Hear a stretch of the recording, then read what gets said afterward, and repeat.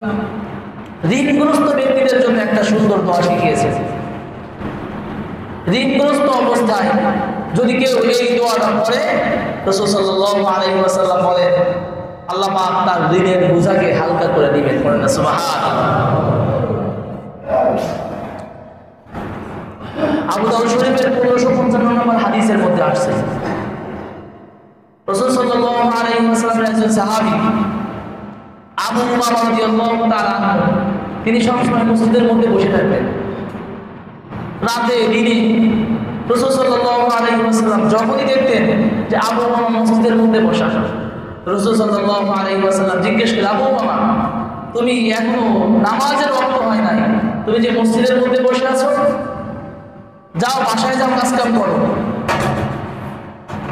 কারণ আল্লাহ পাক কোরআনুল কারীমের মধ্যে বলেছেন, ইয়া আইয়ুহাল্লাযীনা আমানু ইযা নুদিয়া লিস-সালাতি মিন ইয়াউমিল জুমআতি ফাসআউ ইলা যিকরিল্লাহি ওয়া যারুল বাই' যালিকুম খায়রুল লাকুম ইন কুনতুম তা'লামুন। এরপর ফাইযা কুদিয়াতিস-সালাত ফান্তাশিরু ফিল আরদ, যখনই নামাজ শেষ হয়ে যায় তুমি আর ঘরে বসে জিকির করার সময় নাই, তুমি লাঙ্গল জোয়াল নিয়ে মাঠের মধ্যে ছড়িয়ে পড়ো, আমার অনুগ্রহ তালাশ করো, আমি আল্লাহ তোমার জন্য রিজিকের ব্যবস্থা করে দিব। পড়েন সুবহানাল্লাহ।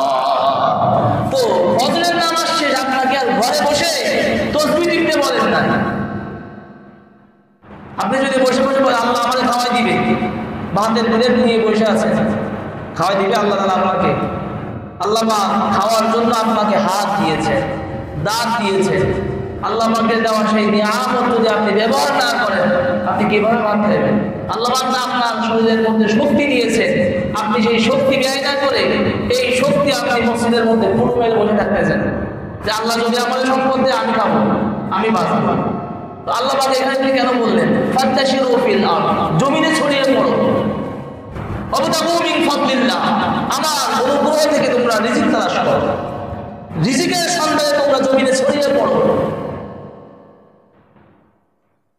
তারাবাজি করতে হয় নাই, সুদ ঘুষ খাইতে বলেন নাই, মিথ্যা দালালি করতে বলেন নাই, শরীরে শক্তি দেশে সৎভাবে কামাই করেন, হালাল রিজিক বর্ধন করতে বলছে।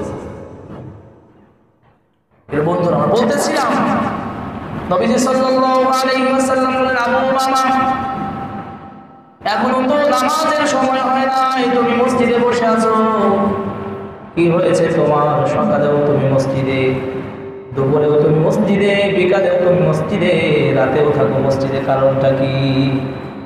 আবু উমামা রাদিয়াল্লাহু তাআলা আনহু বলে, ইয়া রাসূলুল্লাহ, ঋণের বোঝা আমার উপর এমন ভাবে চেপে বসেছে, আমি পেরেশানি হয়ে গিয়েছি, চিন্তায় চেতনায় আমি অস্থির হয়ে গিয়েছি, কিছু ভালো লাগে না। এজন্য আমি সারাদিন মসজিদের মধ্যে আল্লাহকে ডাকাডাকি করি। নবীজি সাল্লাল্লাহু আলাইহি ওয়াসাল্লাম বললেন, আবু উমামা, আমি কি তোমাকে একটা দোয়া শিখিয়ে দিব? আবু উমামা রাদিয়াল্লাহু তাআলা আনহু বললেন, ইয়া রাসূলুল্লাহ, অবশ্যই শিখিয়ে দেন। নবীজি বললেন, আবু উমামা, তুমি পড়বে, আল্লাহুম্মা ইন্নী আউযু বিকা মিনাল হাম্মি ওয়াল হাযান, আল্লাহ, আমি আপনার কাছে অস্থিরতা, ওয়াল হুজুন, পেরেশানি থেকে পানাহ চাই। বলেন আমিন। ওয়া আউযু বিকা মিনাল আজজি ওয়াল কাসাল, আমি আপনার কাছে দুর্বলতা এবং অলসতা থেকে আপনার কাছে পানাহ চাই। ওয়া আউযু বিকা মিনাল জুবনি ওয়াল বুখল, আমি আপনার কাছে বখিলতা, কৃপণতা এবং কাপুরুষতা থেকে আপনার কাছে আমি আশ্রয় চাই, পানাহ চাই। ওয়া আউযু বিকা মিনাল গলাবাতিদ দাইনি ওয়া কাহরির রিজাল, আমি আপনার কাছে গ্রস্ত এবং অপরাধের রিজাল, দুষ্ট লোকের পারিষ্ঠ থেকে, তাদের বদ মিজাজ থেকে, তাদের রোষানল থেকে আমি আপনার কাছে পানাহ চাই। আবু উমামা বলেন, আমি এই দোয়া স্বীকার করে কয়েকদিন পড়তে থাকলাম, আমি আমার কাজ কামের মধ্যে মনোযোগ দিলাম। কিছুদিন পরেই আল্লাহ পাকের অনুগ্রহে আমি সমস্ত ঋণ পরিশোধ করে ফেললাম। পড়েন না সুবহানাল্লাহ।